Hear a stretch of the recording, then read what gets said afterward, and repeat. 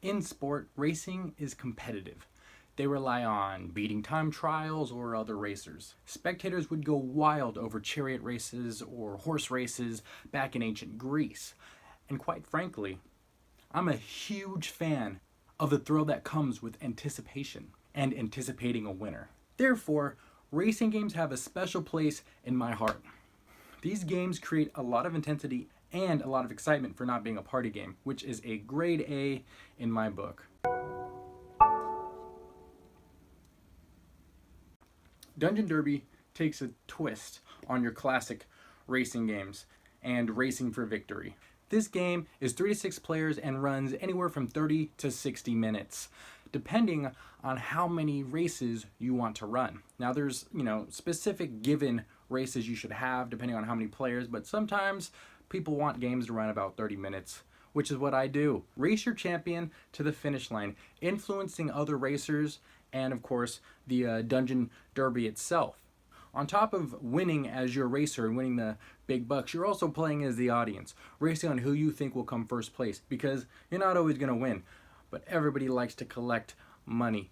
This game is done through dice rolling, card actions, and a little luck. The gameplay is great for experienced gamers with average skills in the art of different mechanics. This is all because of the multiple options you have in gameplay, and of course the setup in the rulebook isn't very lengthy, but there is a setup to it. But you don't want to hear me talk, you just want to see how to play.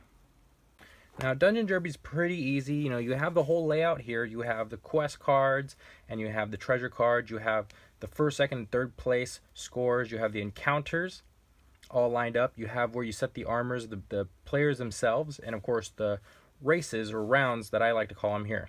You also have your character board. Your character board comes with 6 of the playable racers, and you get started with 250 coins. Now to set up, go ahead and give everybody 3 treasure cards, and then go ahead and flip over a race card and put the treasures that you see on first, second, and third. So what you're going to be doing on your turn is looking at your 3 cards and playing out armor cards behind the racer. This will be played in order, and this will either help or hinder your player's performance. You can play encounters, which will be put on the board itself, no more than 2 of one type on each board, and no more than 3 in each row. Now, let's say a couple rounds go by, or a round goes by, and you do not have 250 coins anymore. This is where you will be taking a quest card and doing that quest right away to get points for that.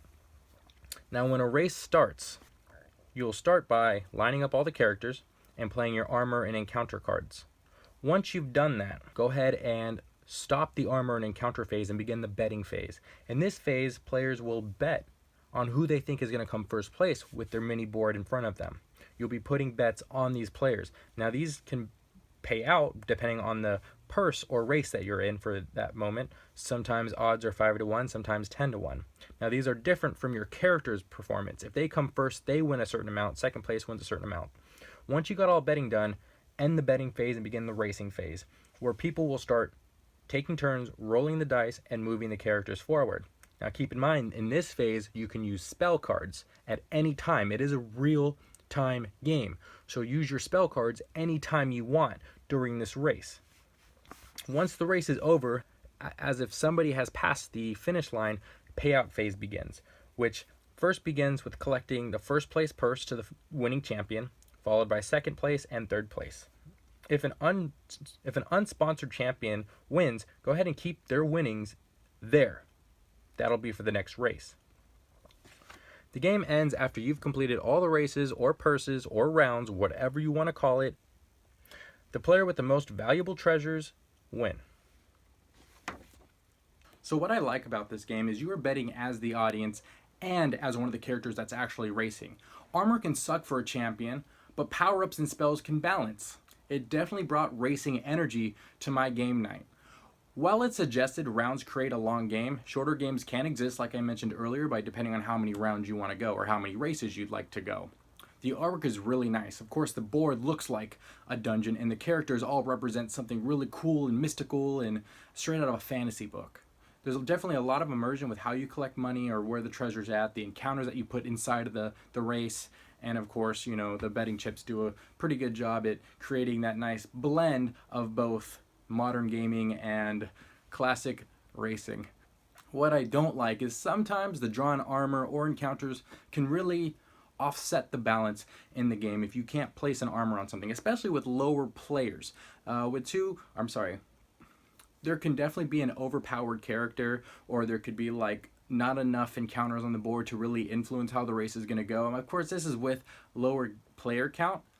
But you know, as you add more players to the game, there are 6 characters to play from. You definitely see a lot more variety in each race. You know, with what encounters go on the board and what armors played on characters, and of course the overall amount of spells used during the race to really affect who's going to win the outcome. The rulebook has some issues, just in the sense that there's some things that are missing that need a little more clarification. Definitely recommend some examples we put in the book, because while the game makes sense now that I know how to play it and reading the rulebook, I'm like, okay, obviously that's what it meant. For somebody who's kind of new to gaming or just new to this game in general, there's some terminology that I felt might not be too easy to understand without seeing like a visual representation of it. And also, this is just my personal preference. You know, I don't have that big of a table, and this game is really big. In fact, when I first pulled it out, I was like, wow, this game is going to be very deep, very heavy, and I don't know who I'm going to be able to get as far as my non-hobby casuals to play with me, so I'd have to find heavier groups to play with. However, the game was extremely simple to learn and teach, and we got a lot of plays in. In fact, it ended up being one of my favorite racing games. I mean, realistically, it's extremely fun. It allows players to not only gamble on their own character, but on the race in general.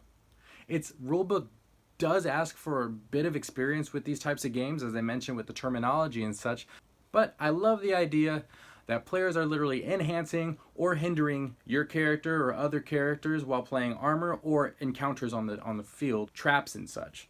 I also like how they incorporated real-time racing with spells in order to really influence the game as the dice are rolling. It really adds a nice welcoming to how racing games should and are played. But in my opinion, the chips are the highlight. It really does a great job creating the atmosphere of ancient Greece game shows with modern twist of betting on the Vegas Strip. If you're looking for a racing game that brings to us the depth of fantasy in a wagering game, this is it.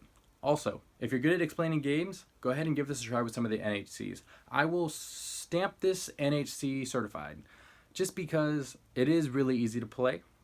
And once you get it down, you're not going to forget how to play this. It just looks like a lot. It really isn't.